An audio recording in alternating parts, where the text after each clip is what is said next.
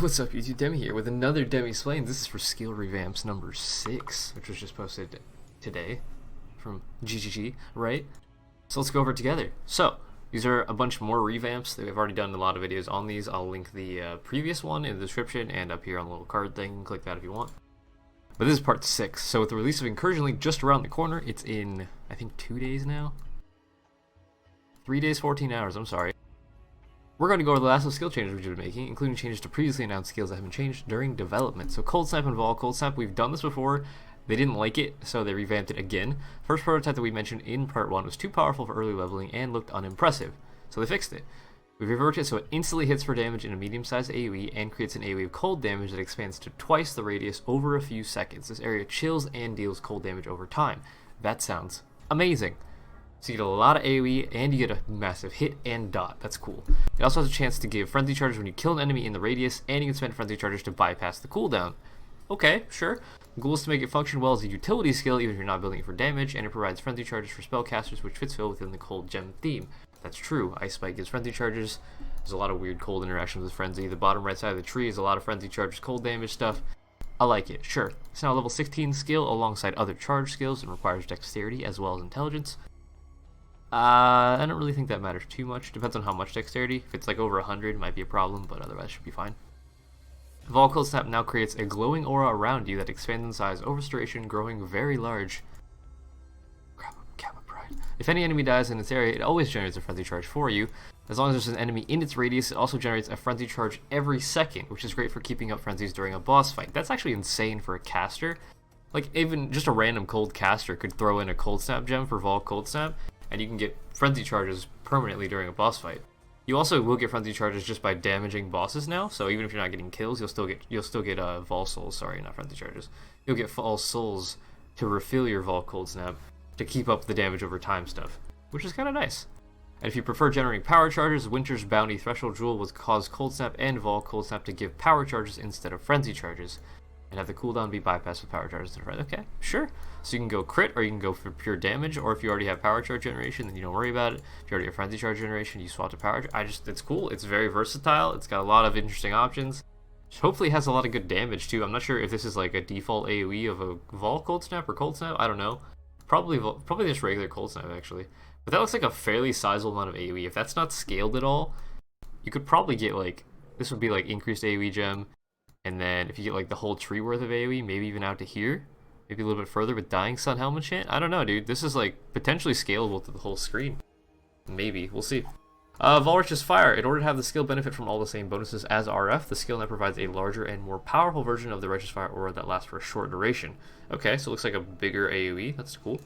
I don't like that the graphics don't match at all, but that's whatever. Okay. It also grants more spell damage while active, multiplying with Righteous Fire.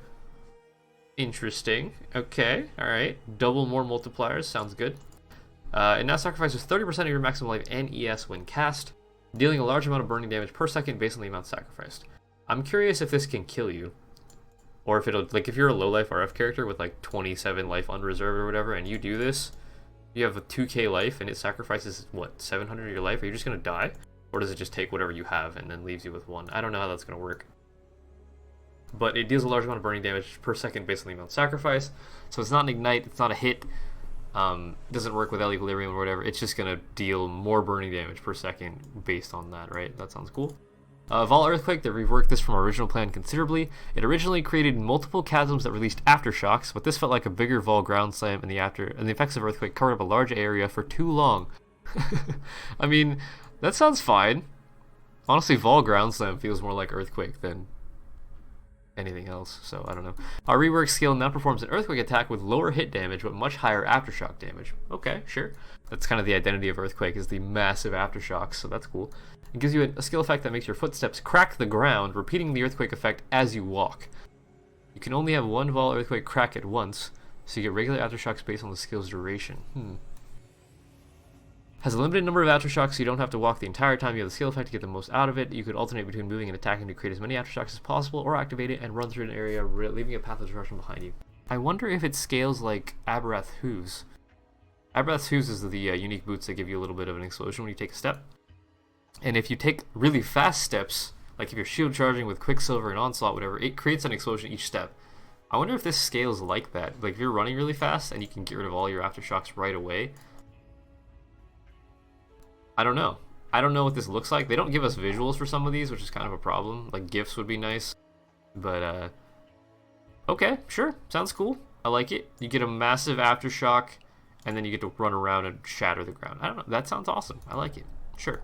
Charge dash. This one's a pretty huge rework. So the skill currently is pretty ass. No one uses it except for the occasional build that doesn't have leap slam. Is using like a dagger and wants to get up and down ledges. It's like a movement skill that's really bad. They've totally redone it as far as I can tell. Can be fully controlled now while channeling. The marker can be directed by rotating your cursor around your character. It'll turn the marker in the direction of your cursor from your character. Sounds unintuitive at first when you focus on direction of the cursor rather than the location of the cursor. We found that most people find moving the marker becomes much more intuitive.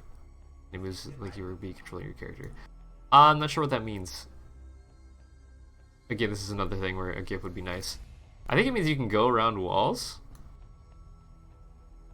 I have no idea what that actually would look like. Okay, whatever. With this, you can easily control its movement to create a wider area of damage, navigate a path between spread out monsters to hit them all, correct your path if trouble appears, or navigate over gaps and around corners.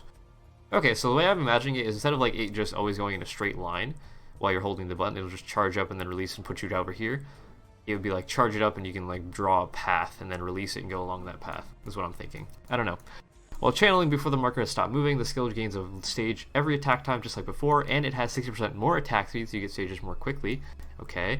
When you release, the skill now deals 75% more damage for each stage beyond the first. There are no more overlapping damage areas, it's just dealing one big damage hit. Interesting.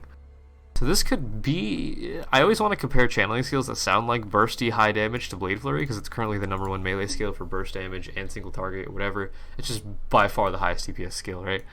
This sounds like that. You get more attack speed, more damage per stage, you can control where you go, it has AoE, and while channeling it pulses damage along the length every 2 attack times, so every 2 times you would gain a stack, you get a hit. Okay. When the marker stops moving because it reaches maximum range or hit blocking, you'll stop gaining stages. Instead, each wave that occurs while channeling will deal 150% more damage. Interesting. So you can just sit there and hold the button at max stacks and just deal a fuckload of damage, okay? The goal of these changes is to make sure the damage you deal while charging up the skill and while the skill is fully charged is roughly equal, so you don't feel like you need to rapidly teleport while fighting a boss to do the most damage. That's actually very different than Blade Flurry. Blade Flurry, to get optimal DPS, you want to release at max stacks. But this one you can just hold, or you can teleport if you need to move. Okay. Move speed is important for faster traveling and covering a larger area, but does not increase the skill's damage. Okay, so it just gives you more movement. Alright, sure. That's interesting. I don't know. I'm hesitant to play this skill still because it was so bad when it first came out, and they didn't fix it. But it looks very interesting.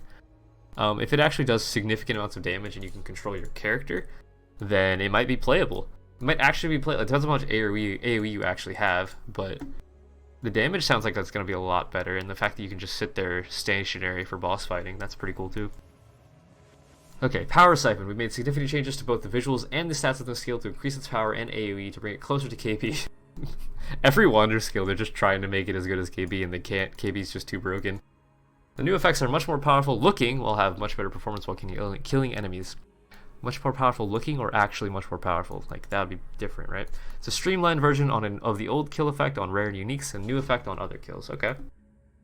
Is this the old effect? Is this the new effect, rather, on a normal enemy? That's a weird looking animation for a projectile skill. I don't know. Has a chance to generate power charges on hitting rare and unique enemies, making it useful for sustaining charges on bosses. They've given us a lot of boss charge generation this last league. You get Vaal souls while fighting bosses. You get frenzy charges while fighting bosses. They gave us a lot of power charge on crit stuff through Shaper mods. And now we're getting power charge with Power Siphon when hitting enemies. That's really cool. It now has a powerful critical strike chance and crit multi per power charge, further rewarding charge investment and a critical base build. Okay, that makes sense. Fires projectiles directly at enemies in a frontal 180-degree arc and has 4 extra projectiles at level 1, up to 7 at 8 at 20. So, okay, so this is 1, 2, 3, 4, 5, 6, 7, 8 projectiles? Or is that 1? 1, 2, 3, 4, 5, 6, 7, 8. Okay. So it's like split arrow, but more randomized, and there's no AoE on the projectiles. It depends on how wide the projectile is. Like, if this hits in that line and nothing else next to it, it's going to be real awkward. It's kind of one of the issues with shield throw, is that the line is so small you can't hit anything in an AoE. It's real bad. We wanted to compete with KB if possible, but even after our changes, we're not fully happy with the balance between KB, Power Siphon, and Ellie Hit. We're likely to revisit Wand skill balance in the future, improving the mechanics as well as fleshing out the skill options available. Yeah, Ellie Hit looks much more viable than Power Siphon. It has AoE with every time it hits an enemy, kind of like KB. Power Siphon might be competitive depending on how much like chain and fork you have. Maybe it'll have enough AoE to cover. And the single target potential for getting Power Charge on crit is kind of nice, or Power Charge on hit rather, is interesting. But I don't know. We'll see. I'll test it. I mean, on a Wander, you can literally just throw in any of these skills and it'll be playable.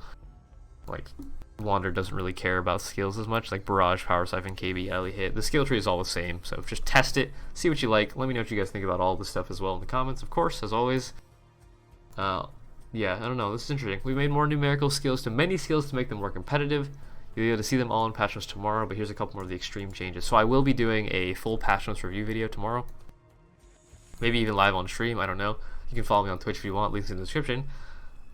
It's going to take a while though. The last one was like an hour and a half, the last 3.2 patch notes videos, so it's a lot of information to digest. And if you're a newer player, it's basically irrelevant for you for the most part, because it doesn't matter. Everything's your first time seeing it, so. But if you're an experienced player or you want to like try to learn it as a new player, feel free to tune into the stream or watch it on YouTube. I will post that video after the stream ends. Get it up as soon as possible, right? So Ball Lightning now has higher damage, hits more frequently while traveling, has a larger AoE, travels faster in the same amount of time. Speed change makes it more better for taking out larger groups of enemies. Okay, so they've made it more better for clear speed, basically. Sure. Storm Burst has significantly more damage, especially from the projectiles. We've increased its AoE. They now deal more damage at level 20. Explosions deal more damage. We're planning more mechanical changes. We're not entirely happy with the mechanics of the skill, especially with how tricky it is to use on bosses when used by totems, but as 3.3 will only feature damage changes. Yeah, Storm Burst was kind of the same as Charge Dash. It was complete shit garbage and everyone was hyped about it, and it came out and was just like, what the fuck is this? And that was just awful. So yeah, this video, I'm not supposed to watch YouTube videos of other people and stream unless I'm doing like fair use stuff. I don't want to do that. I'll link this in the description below the video if you want to watch Ziggy's video on Lightning Spire, Lightning Trap, and Bear Trap. They look pretty awesome. I've already seen this. Lightning Trap no longer has a cooldown. It gets crit multi versus shocked enemies. Great. Lightning Spire Trap is like a pulsing arc trap AoE thing, and it can shotgun. It's kind of like, how do I explain it? Like Blast Train AoE overlap projectiles, and the AoE doesn't increase the total AoE, but just increases the size of the overlap, which is awesome. And then Bear Trap slows them down and makes them take more damage from other traps. It's very cool. But yeah, this thread will be linked in the description below the video. As always, if you enjoyed it, leave a like. If you want to let me know what kind of builds you guys are thinking about for next league, post in the comments.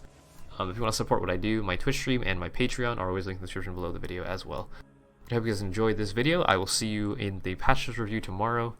And I'm hyped for Incursion League, dude. This looks awesome. I'm leaning towards starting as a Wander. I kind of want to try Wander start out. But I also kind of want to try Earthquake. I don't know, dude. There's a lot of stuff. Or maybe I'll play a Trapper. I have no idea, dude. There's so many build options right now.